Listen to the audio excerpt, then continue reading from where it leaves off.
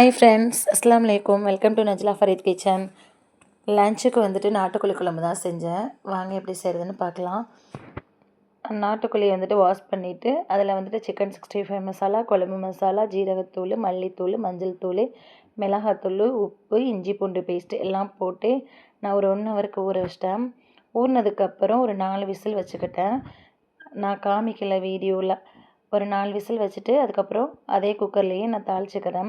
நான் எப்போவுமே சட்டியில் தான் வைப்பேன். சோறாக இருக்கட்டும், குழம்பா இருக்கட்டும், அதிகம் குக்கரில் வைக்க மாட்டேன். டேஸ்ட் அந்தளவுக்கு நல்லா தெரியாது, எனக்கு பிடிக்காது. அப்போ இருந்தே வந்துட்டு நான் சட்டியில் வச்சு தான் பழக்கம். பாயில் பண்ணுறதை மட்டும்தான் குக்கரில் வச்சு பாயில் பண்ணிக்கிடுவேன். இப்போ வந்துட்டு தாளிக்க மட்டும்தான் போகிறேன் குக்கரில். விசில்லாம் போட மாட்டேன். இப்போ வந்துட்டு ஒரு ஸ்பூன் எண்ணெய் ஊற்றிட்டு சட்டி காஞ்சதும் 1 ஸ்பூன் ஜீரகம், அன்னாசி பூ 1, 3 கிராம்பு, 3 ஏலக்காய், 4 பட்டை, கொஞ்சம் கடல் பாசி போட்டுட்டு நல்லா பொரிஞ்சதுக்கப்புறம் 2 பெரிய வெங்காயம் கட் பண்ணி வச்சுருந்தேன், அதையும் சேர்த்துட்டு நல்லா இந்த மாதிரி கை நாட்டு பிசைஞ்சு விட்டுக்கிட்டால் அது உதிரி உதிரியாக வந்துடும்.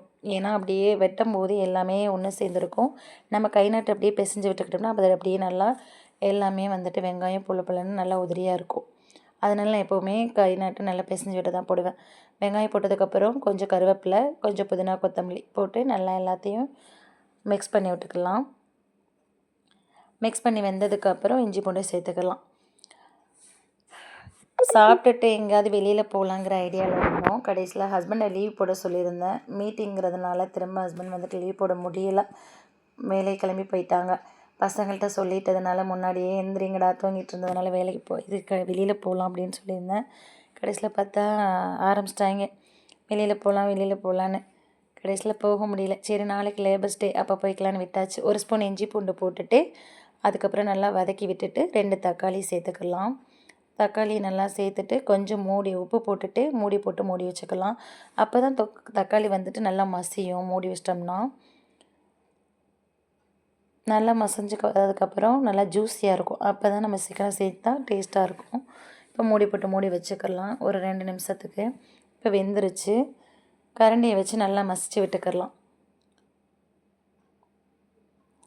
மசிக்காட்டாலும் கூட அது அப்படியே நம்ம சிக்கன் போடும்போது சிக்கன் வேகும்போதே அப்படியே தக்காளி நல்லா வெந்து நம்ம கரண்டியை வச்சு கிண்டும் போது நம்மளுக்கு வந்துட்டு தக்காளி நல்லா ஜூஸி ஆயிரும்.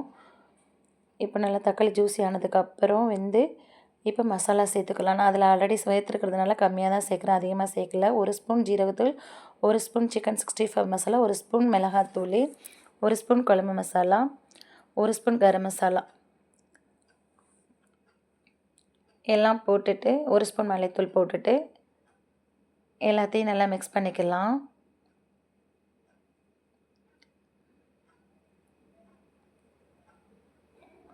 ரம்ஜானுக்கு வந்தது சொதப்பிருச்சு. அதனால் வந்துட்டு எனக்கு வைக்க தெரியல ஃபஸ்ட்டு. அதனால் கேட்டு செஞ்சேன். என்ன தான் நம்ம கேட்டு செஞ்சாலும் நம்ம ஸ்டைலில் நம்மளுக்கு வச்சா தான் நம்மளுக்கு பர்ஃபெக்டாக அமையும். எனக்கு எப்போவுமே அப்படி தான். சரி போன தடவை விசில் அதிகமாக வச்சதுனால கறியெல்லாம் கலண்டுருச்சு. இந்த தடவை நல்லா செஞ்சு கொடுக்கணும்னு சொல்லிட்டு நல்லா எந்த டிப்ரெஷனுமே இல்லாமல் எந்த டென்ஷனுமே இல்லாமல் கரெக்டாக சமையல்லையே நான் கவனத்தை வச்சு ரொம்ப ஹாப்பியாக சமைச்சிட்ருந்தேன். மட்டன் வாங்குகிற ஐடியா. சரி மட்டன் கிடைக்கல, அதனால ஹஸ்பண்ட் வந்து நாட்டுக்கோழி வாங்கிட்டு வந்துருந்தாங்க. சரி ஒழுங்காக இன்றைக்கி அமையலை, இன்றைக்கி வச்சு கொடுப்போன்னு சொல்லிவிட்டு இன்றைக்கி பர்ஃபெக்டாக சூப்பராக அமைஞ்சிருந்துச்சு. ஹஸ்பண்ட் சாப்பிட்டுட்டு ஒரே பாராட்டு மழை தான். ஆமாம், நல்லா இருந்துச்சு. இப்போ நல்லா எல்லாம் வெந்ததுக்கப்புறம் அந்த விசில் விட்டு வச்ச கறியை வந்துட்டு நம்ம எடுத்து மிக்ஸ் பண்ணிவிட்டு நல்லா எண்ணெயெலாம் மிதந்து வந்துருந்துச்சு.